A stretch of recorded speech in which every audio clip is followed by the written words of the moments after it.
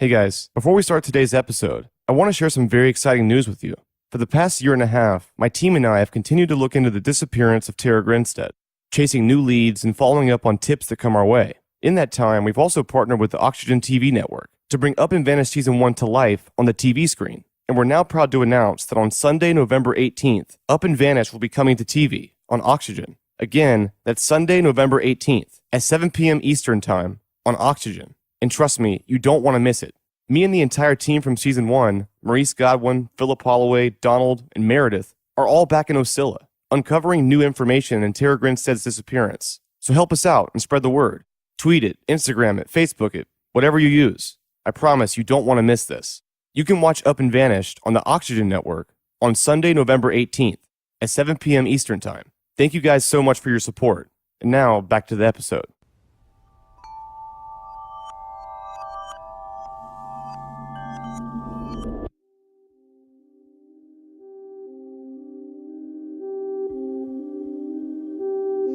She wanted to go meet with some guy I don't know.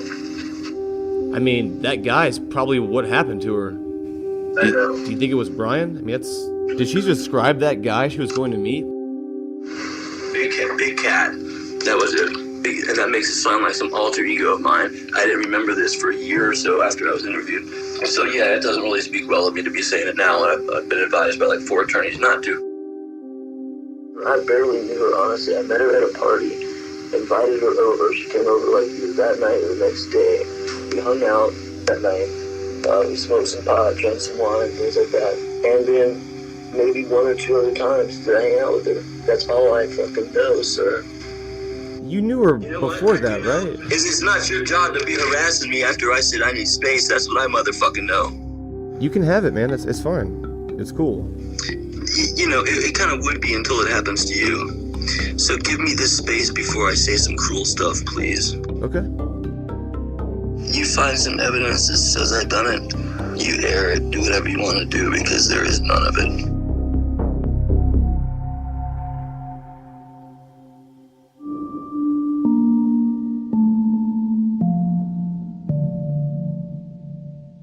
You have one unheard message.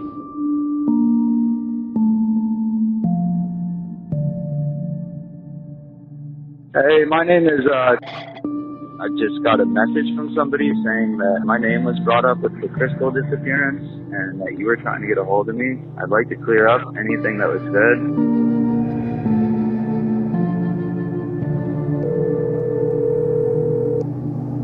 Hello?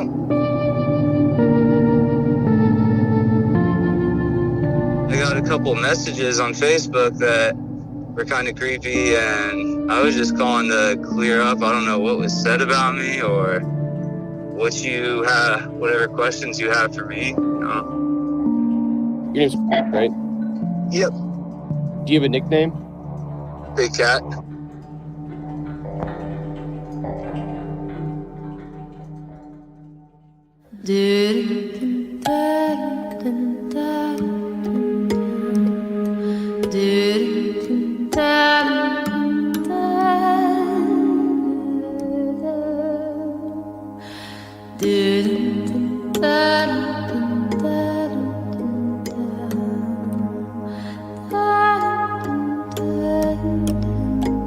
From Tenderfoot TV in Atlanta, this is Up and Vanished. I'm your host, Payne Lindsey.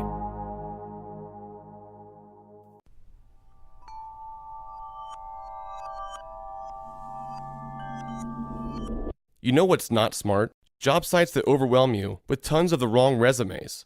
But you know what is smart? ZipRecruiter.com/vanished. Unlike other job sites, ZipRecruiter doesn't wait for candidates to find you. ZipRecruiter finds them for you. They have powerful matching technology and scan thousands of resumes, identifying people with all the right skills, education, and job experience, and then actively invites them to apply. So that means you get qualified candidates very fast. No more sorting through all the wrong resumes, and no more waiting for the right candidates to apply. It's no wonder that ZipRecruiter is rated #1 by employers in the US. This rating comes from hiring sites on Trustpilot with over 1,000 reviews. And right now, Up and Vanished listeners can try ZipRecruiter for free at this address, ZipRecruiter.com/vanished. That's ZipRecruiter.com ZipRecruiter.com/vanished. ZipRecruiter.com/vanished. ZipRecruiter, the smartest way to hire.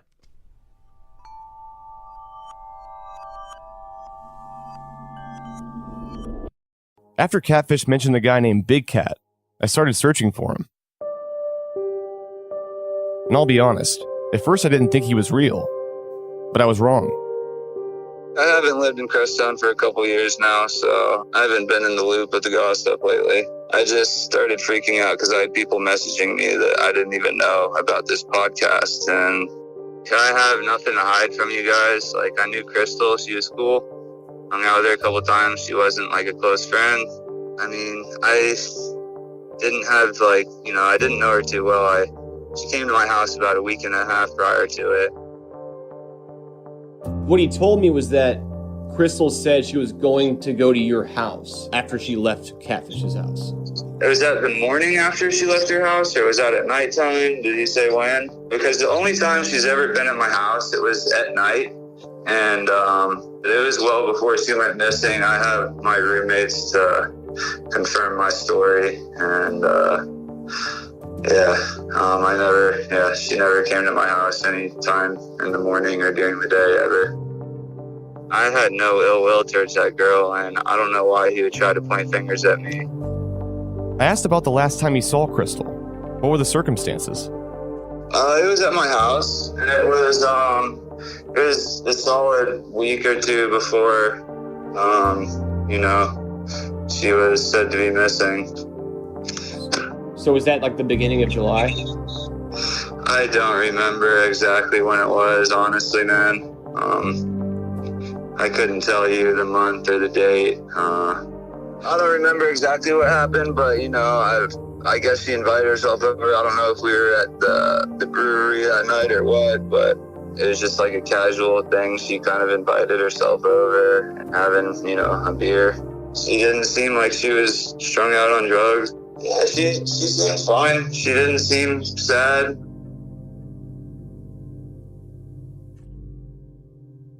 I've heard all the rumors, that go around Crestone, and not once have I ever heard my name involved in it. In the past, my name has been like, somebody has came to me with some rumors they've heard, and it was actually a rumor about Catfish. So our names have been gotten mixed up in that sense, but I've never heard my name in a part of this story at all. This is the first time I've heard anybody bring my name up in anything. How well do you know Catfish himself? I do not know him well at all. He's well known around the town. It's a small town. Everybody kind of knows everybody. But I've just heard his name around town, but I don't know the guy personally. Did you and Crystal hang out a lot?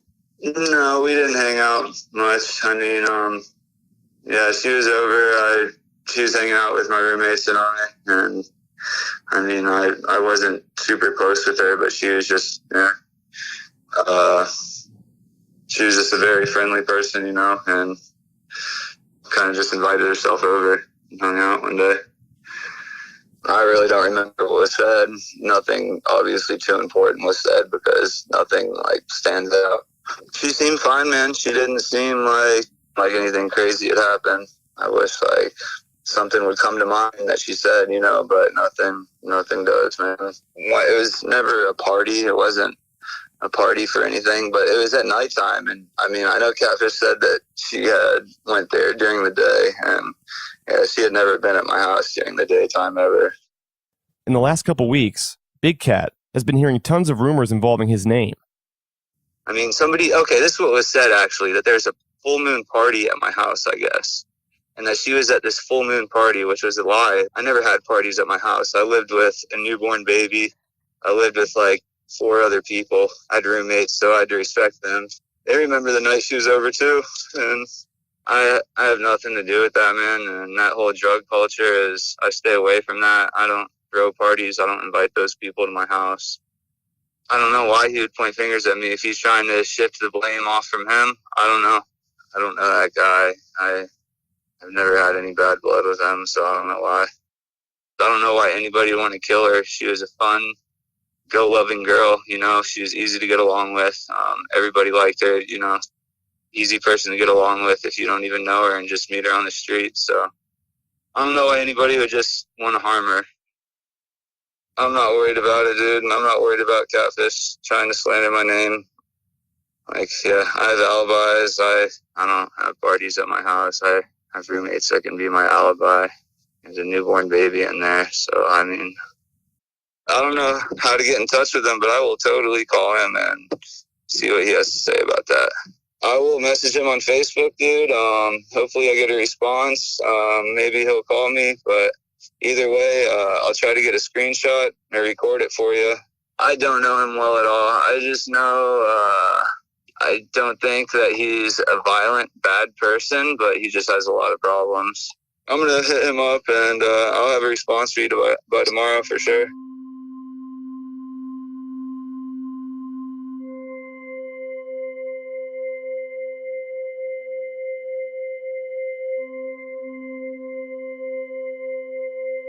Big Cat was very adamant about clearing his name. He was willing to call Catfish himself and confront him about what he said.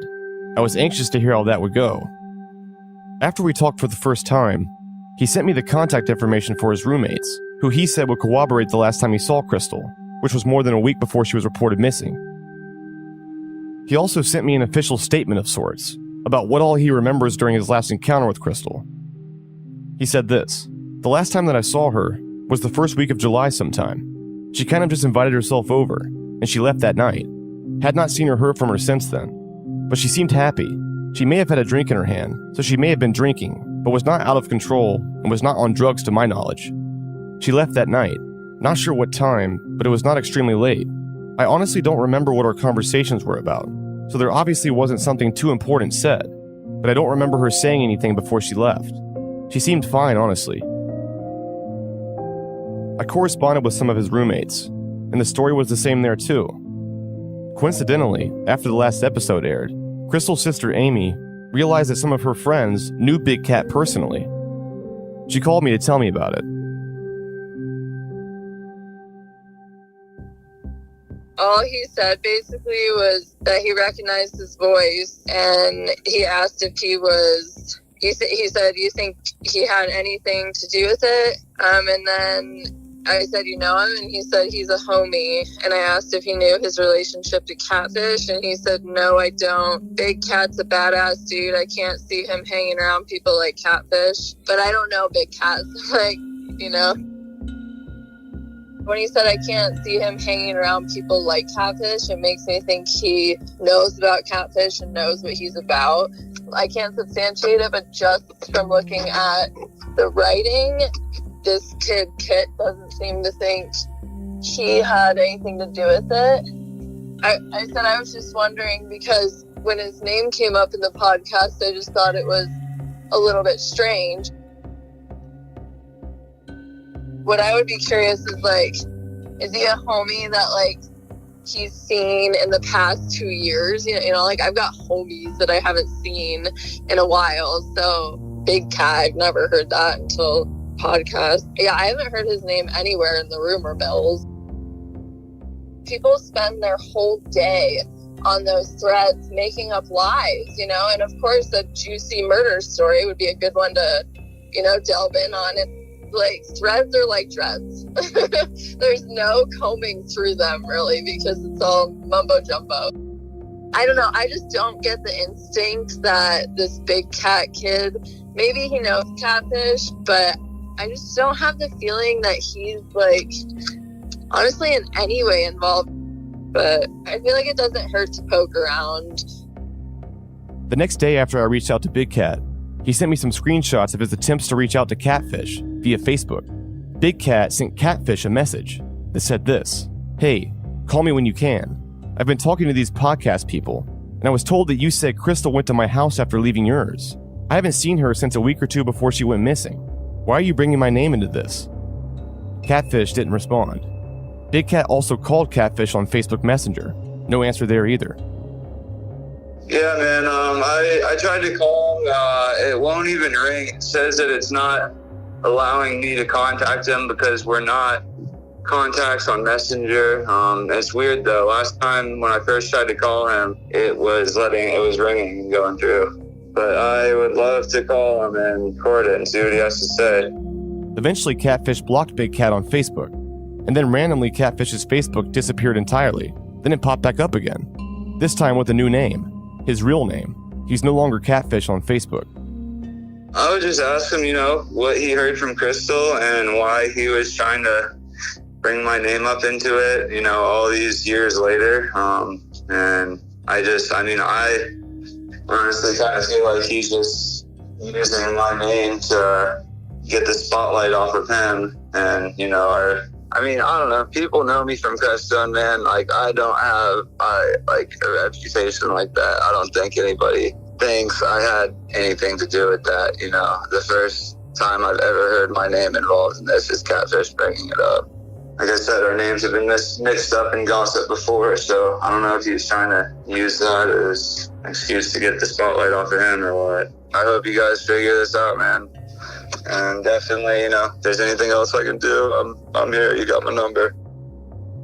For now, there wasn't much more to explore in the Big Cat theory, but I found it odd that Catfish blocked him when he was confronted about what he told me.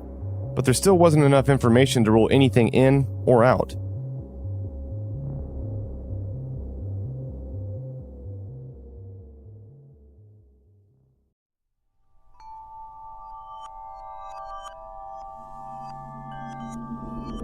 With Amazon Music, a voice is all you need.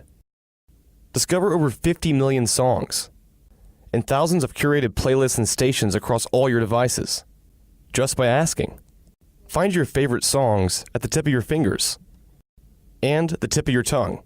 Having friends over tonight? Just ask to play music for a dinner party. Want to remember your favorite memories? Request popular music from a decade, or even a particular year of your choice. Or what if you can't remember the name of that song, but you know some of the lyrics? Just ask for the song that goes like, you can still find it. Listening to music has never been more natural, simple, and fun. And right now, new Amazon Music customers get 3 months for just 99 cents at amazonmusic.com. Renews automatically. Cancel anytime. That's amazonmusic.com. Get 3 months for just 99 cents at amazonmusic.com.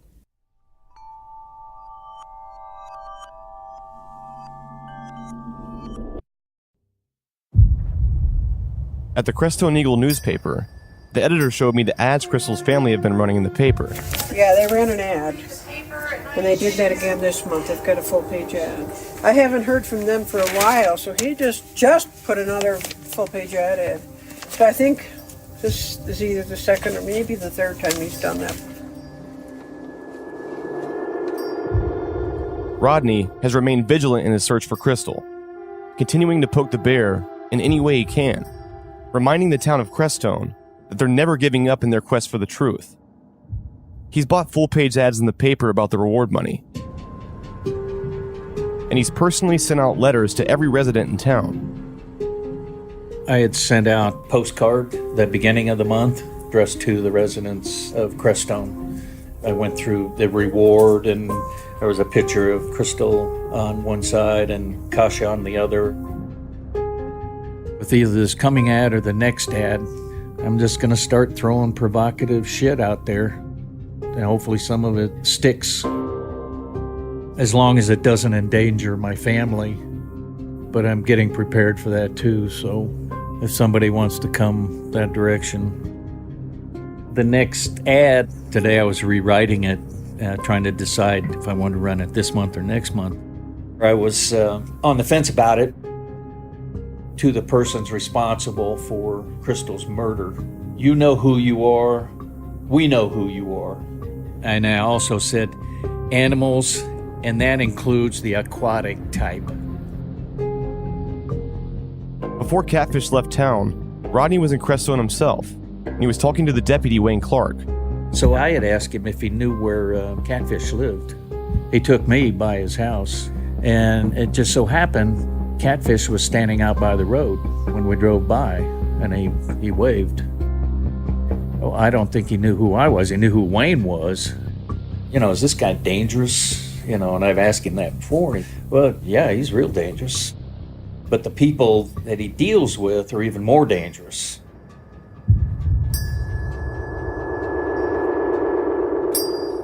The Crestone local, David, is also fully aware of the persons of interest in this case. Catfish John, I know who he is, and like everyone else, I really want, some answers here. I just, I don't know a whole lot about him. I know that there's an awful lot of kind of dark stories about him. It's like maybe just too much drugs and maybe a little abusive and but I don't know. I don't know any more than that. I know he's got a really bad reputation, which is a shame. But that's all I can say about him. Most stories or rumors have some kind of basis in something. They have to start from somewhere, Somebody knows something. Somebody knows something. We just need to find out what that is. With all the oddities and strange people in this case, it continues to boggle Rodney's mind. In this day and age, weird is the new normal.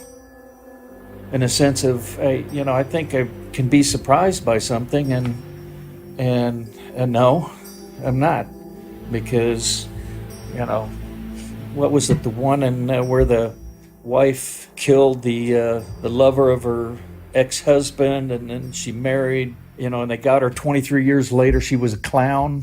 When I talk about weird is the new normal, look at the political climate. I won't go there, but, well, anything is possible.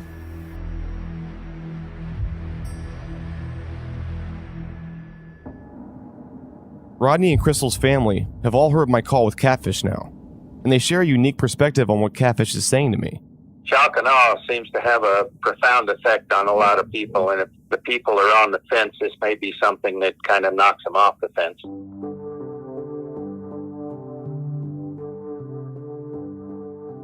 Yeah, I think he's probably trying to find out where you're going next, in a sense, trying to keep track, but that won't work. But the more he talks, because the more you can keep him off balance, the easier it is going to topple him over. I fully believe that you getting involved here has prompted CBI to really move forward on this. It's a win-win for everybody if they are able to, bring something good out of this. And I said this back when, you guys are the key here to this, because you're concerned, you're interested, you're dogged at it, and everything else, with the shock and awe effect of it, will just really put Crestone. You get the town fathers there, the mayor, those people, and everybody else, and you say, hey, folks, I read their paper and I see all this real feel-good stuff and everything else, but hey, guys, you've got a real dark secret here in this town, so let's flush it out.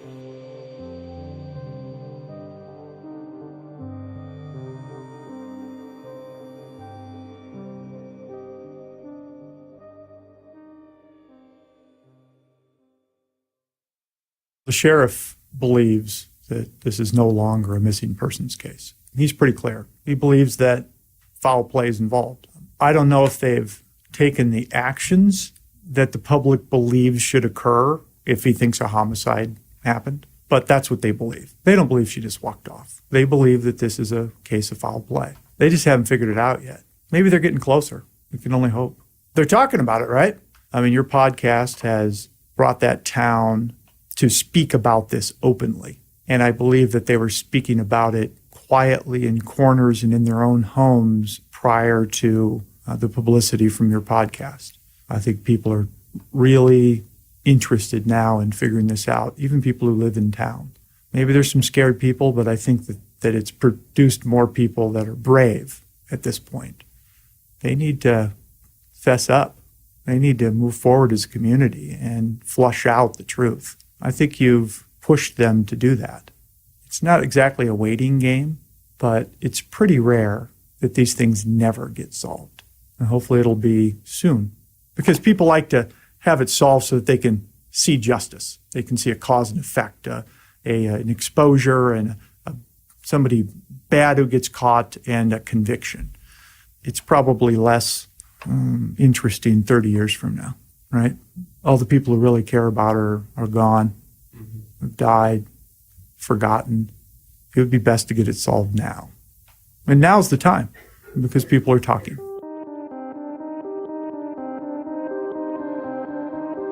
Thinking that people want to defend themselves or their good name, I just haven't found that to be the case. Even completely innocent people often just say, nope, not going to talk, don't want to, don't need to, this is silly. I don't need to respond to something so silly. And I always think people should be able to defend themselves and answer questions. I think that that's the best way. I mean, if I was going to advise somebody, how to PR their life, it would be open up a little bit. You can be cautious in talking to people, but you should talk, explain, always better, because people, they can understand lots of flaws, but they want to hear something. And no comment's like the worst thing. But a lot of people choose no comment. The Sheriff's Department, they haven't had to deal with very many of these serious kind of cases. So it's not like they have seasoned New York City homicide detectives on staff, because that's not what they do. They probably are better off serving their community with folks who can help change tires and properly deal with domestic disturbance violations and help people on drugs and drunks get to the tank. I mean, those are the folks they should hire out there. You shouldn't waste the money for a crack homicide investigative unit. They should also be willing to openly welcome professionals to come in from the outside.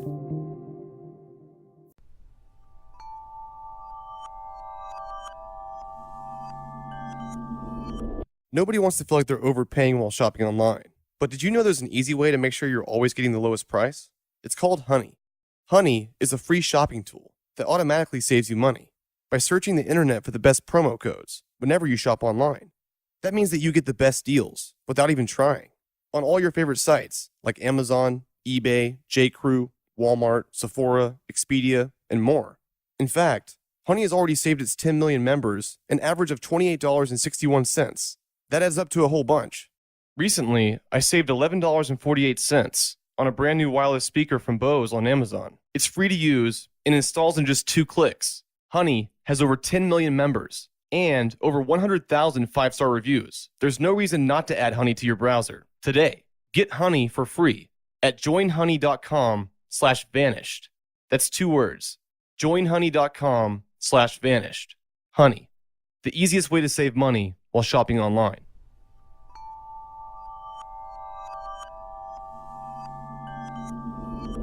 Many of the town rumors about the incompetency of the Sheriff's Department, to me, don't seem very fair, in the sense that I don't think they're set up to look at homicides, and I do think early on they recognized that they needed some help.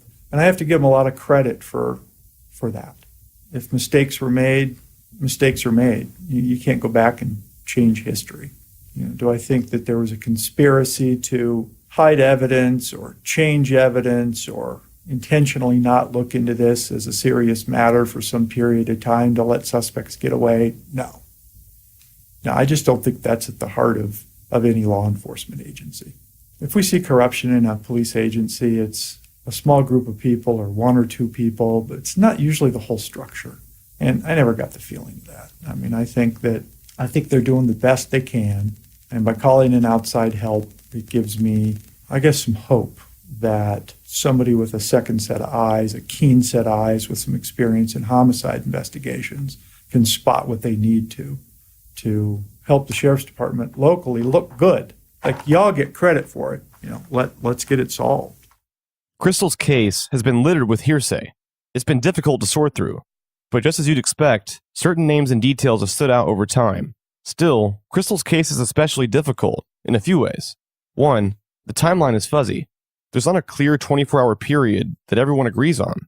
That being said, I still stand by my theory that Crystal went missing between July 13th and 14th. 2, there's no real physical evidence here. In Tara Grinstead's case from season 1, there was all sorts of case evidence. The latex glove, her room was disheveled, her car had mud on it. There was a lot to go off of. This has not been the case with Crystal, the exception being her phone, which is now with the CBI. And number 3, of course, there's no body in this case. After over 2 years, I don't believe this is a missing persons case anymore. This is a homicide, and Crystal's family seems unanimous on this too. It's the most difficult kind of homicide case to pursue. a homicide with no body. So I called upon someone who specializes in cases like Crystal's. His name is Tad Tobias, and he's an expert in his field. His nickname says it all. The no body guy. Known as the no body guy, Tad is well versed in these cases. I've always said to people, murder is the ultimate crime, and a no body murder case is the ultimate murder case. So what I do for no body murder cases is I consult and I teach on the cases. So I will teach groups of police and prosecutors about how to successfully close a no body homicide case and then how to successfully prosecute it. In any no body murder case, by its definition, you're going to be missing the main piece of evidence, which is the body. And you're going to have to explain that to the jury, that even though we don't have the body, we know for certain that this person is actually murdered, not just missing. It's easier today to make a successful no body murder prosecution than it's ever been. There's been a real acceleration of these cases for two reasons. One, DNA has jumped tremendously and made it much easier to connect victims and defendants to scenes. And then number two, the electronic trail that I talk about. In this day and age, when someone has gone missing recently, such as in Crystal's case in 2016, it's a lot easier because everyone uses cell phones, text messaging, Snapchat, Instagram, Facebook. Will post these markers throughout their lives and leave these markers. So it's much easier to say, look, there's been no indication that this person has been alive during this time frame. In this case, you'd be able to point out the number of times Crystal contacted her daughter to show that she had a close relationship with her daughter, that she would not go 2 years without contacting her daughter. No one's going to believe that. Most of us don't change our habits for the most part, unless there's some explanation. I stopped communicating with my ex-husband because we got in a fight and I'm done with him or whatever. Is it possible that she killed herself? As a factual matter, yeah, of course that's possible. Does that seem to be the way Crystal was? No. She's, obviously she had some difficulties and people said she maybe had changed and if some people who said, no, she was in a good place and some people said, she wasn't in such a good place. But even in those cases, those bodies tend to be found of suicides and things like that. I haven't even heard of a suicide attempt before. Like you said, she does seem someone who was resilient, someone who's been through a lot of difficult times, certainly had something to live for with Kasha. That to me does not speak to someone who's committing suicide.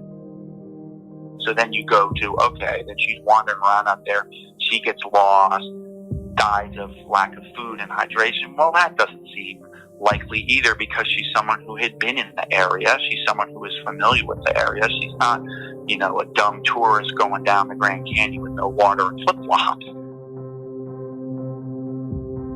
I'm not saying she's an experienced backpacker or anything, but those just seem unlikely, particularly when we know she was telling people she had been raped, sexually assaulted by someone, and then all of a sudden she disappears. That seems to raise much more alarm flags than the suicide or I'm out doing a walkabout and I passed away. The odds are she had something happen to her and someone intentionally put her away. And as an investigator, you got to play the odds. What is more likely? Is it more likely she walked away, died, and nobody has found the body? That's unlikely. It's more likely her body is hidden, unfortunately. The longer cases tend to go, the more reliant we become on what people said to one another. The forensic evidence becomes more difficult because time passes. And even though DNA can last a very long time, if exposed to the elements or in somebody's house and they've been able to clean up well enough using bleach and things like that, killing DNA, it becomes more difficult. So as a result of that, you become more reliant on what do people know. And one of the things that strikes me about Crestone is it's very small. And I think there's a lot more to be gathered from people who live there, who have lived there, who have passed through, who have have information. And we've seen that with your show alone. People start coming forward and talking about, this is what I know, this is what I heard. And to me, that's really how this case is going to be solved. I'm not ruling out forensic evidence, but I think it's more likely that it's going to be when someone finally steps forward and either confesses, or other people step forward and say, this person told me X, Y, and Z. The smallness of the community is a little striking to me, because typically in small towns, everyone says small towns, everybody talks, and you seem to have some of that here, but not to the extent that I thought. So that strikes me, as a little odd. But, the overall themes of, people committing murder possibly after some type of relationship or some type of crime occurring, and committing a murder to cover up that crime, whether it was a sexual assault of Crystal or, an overdose of drugs or whatever it was. Those themes, I think, resonate throughout the time that I've been looking at these cases. Most popular places to bury a body is number one, water, and number two, dumpsters. And that's because a lot of these murders actually happen obviously in urban areas. In Colorado, the population is less. The number of people per square mile is just lower. It's easier to dispose of a body there than in an urban location. Everything I've heard about this location is it's remote, and it can be difficult, terrain. It has mine shafts, which right away says to me, if I'm a nobody killer, where am I going to get rid of a body? In a mine shaft. They're dangerous to go into. And so when you start getting down to where bodies can be buried or just disposed of outdoors, it becomes a lot harder, because you're talking about, in Colorado, a huge area, a difficult area to search if you don't have some specifics about where it would be. And search parties play a role into that. You've got to really be prepared as a detective to do that. It may mean running down ridiculous leads. It may mean a psychic said such and such happened. You still got to run those things down, because then at trial, your detective or the prosecutor can say, here's all the places we looked at, so that the jury really gets the sense, hey, these guys looked everywhere and they still didn't find anything. You need to look at who your suspect is and where he, and I'm saying he because most of the time it's a he, and most of the time our victims are female, where would he be comfortable with disposing of a body? If I'm a nobody murderer, I'm not going to go to a location that I'm not familiar with. I'm not going to go on land I'm not familiar with, because I might suddenly be staring down a double-barrel shotgun of the owner of the property who says, what the heck are you doing on my land? Most nobody murders are not planned in advance.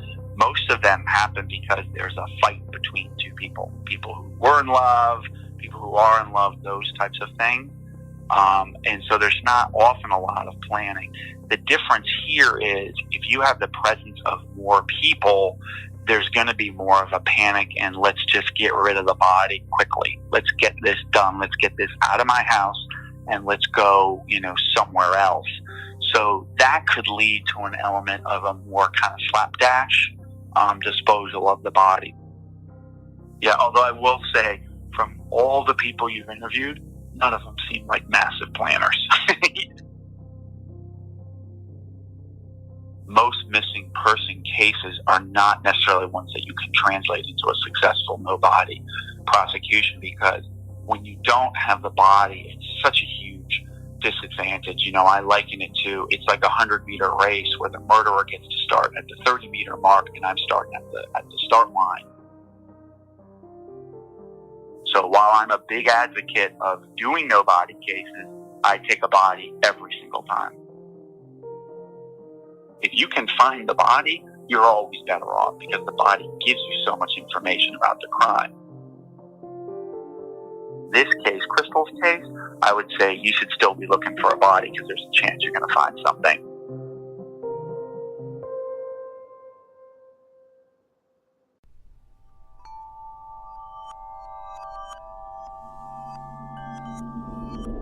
We all know sleep is important, but consider someone you know who's in the military or a veteran. Imagine how much a good night's sleep means to them. From military heroes to everyday heroes, the new Sleep Number 360 Smart Bed helps everyone get the proven quality sleep that will change their life. My sleep number setting is 35. My sleep IQ last night was 93, which means my sleep was amazing. The new beds are so smart, they sense your every move and automatically adjust to you, keeping you sleeping comfortably throughout the whole night.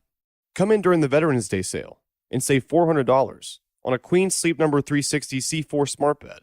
Now only $12.99. Plus, there's exclusive savings reserved for military and veterans. Sleep Number is the official sleep and wellness partner of the NFL. You can only find Sleep Number at any of the 550 locations nationwide. Just go to sleepnumber.com/up to find the store near you. That's sleepnumber.com/up.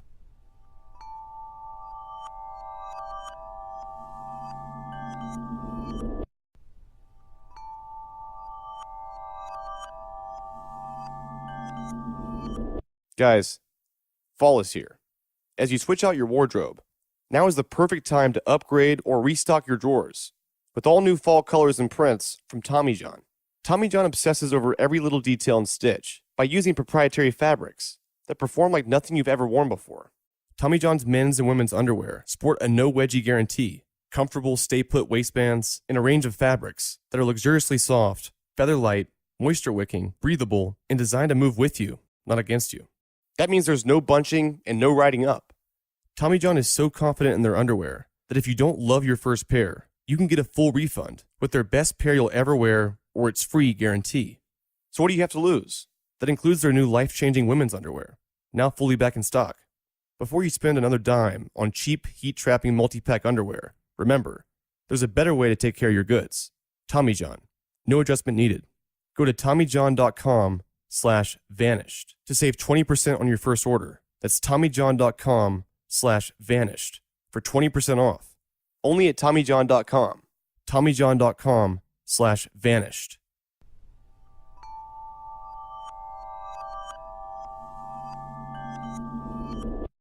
I don't know how you search that area without intelligence.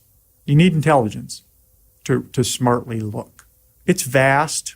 And again, I think if somebody killed her, I don't think they're geniuses. I don't think that they were going to put her body on their back and carry her 8 miles through the rocky terrain. I think that if somebody killed her, they've put her someplace that was relatively convenient for them. But I doubt they just laid her out on the ground.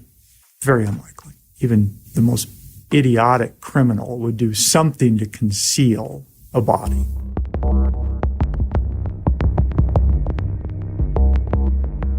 The repeated rumor we hear is that Crystal could be at the bottom of a mine shaft. And just trying to figure out if there's any truth to that rumor, we spent quite a bit of time looking for abandoned mine shafts in the Crestone area. I've recently acquired a geocoded list of abandoned mine entrances in the area, and we're going through and mapping to try to figure out exact locations. And some of them are on private property, so you can't just wander around. Others appear to be on public land, BML land. What we expect to do is find some possible locations that the Sheriff's Department hasn't looked at. It's just another way to push the investigation forward. If there are 50 abandoned mine entrances in the Crestone area, and 47 of them have giant steel welded grates over them or are filled with boulders, then those are ones that we wouldn't focus on. But if there are 4 or 5 that are a little rickety or appear open, if we can identify those and just ask some questions, whether anybody's done any discovery in those areas, maybe that helps. Maybe it doesn't.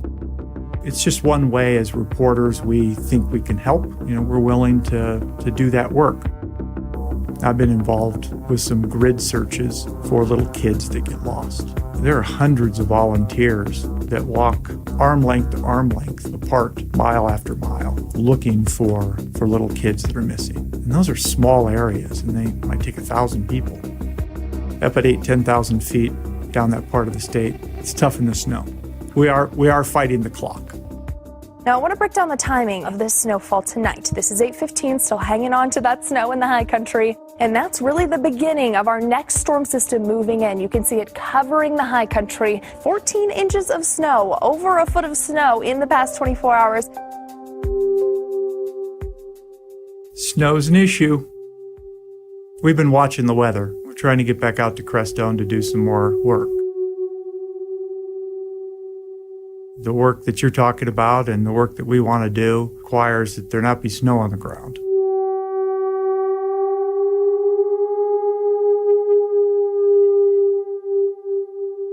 There are 2 main episodes left this season, and we're giving this investigation everything we got. Next time on Up and Vanished, we team up with Chris Halsney and his investigative team to search for Crystal and Crestone, and we're bringing some help of our own. The families deserve the absolute best that we can give to them. And I believe that fully. That means preparing myself physically and mentally, staying in good shape, being aware of what suspects are doing and what's happening to these victims, and then making sure that my partners, these dogs, are in the top physical condition, that they're trained, and that we choose the right dog to do this kind of job. Chance technically is called a human remains detection dog. Many people know them as cadaver dogs. Based upon what we've discussed earlier, again, with all due respect, if she's out there or they're sent out there, it's going to thaw out throughout the day and it's really going to bring that scent to life. It's going to be really optimum scent conditions for the dog. Keep going down that road. And we're working our way up that road to the dead end. There's a whole bunch of mines just off that road. We are right now by this huge water tower, and we're in a white Xterra. So there's another mine shaft that says down this hill, and I'm wondering if this comes out. We're going to go. Toto, I don't think we're in Kansas anymore.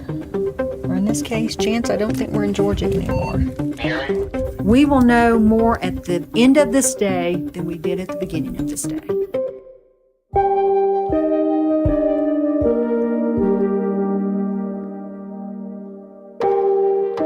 Up and Vanished is an investigative podcast told weekly, produced for Tenderfoot TV by Payne Lindsey, Mike Rooney, and me, Meredith Stedman, with new episodes every Monday. Executive producers Payne Lindsey and Donald Albright. Additional production by Resonate Recordings, as well as Mason Lindsay, Rob Ricotta, and Christina Dana. Our intern is Hallie Bidal. Original score by Makeup and Vanity Set. Our theme song is Ophelia, performed by Ezra Rose. Our cover art is by Trevor Eiler. Special thanks to the team at Cadence 13. Visit us on social media via @UpAndVanished, or you can visit our website, upandvanished.com, where you can join in on our discussion board. If you're enjoying Up and Vanished, tell a friend, family member, or coworker about it. And don't forget to subscribe, rate, and review on Apple Podcasts. Thanks for listening.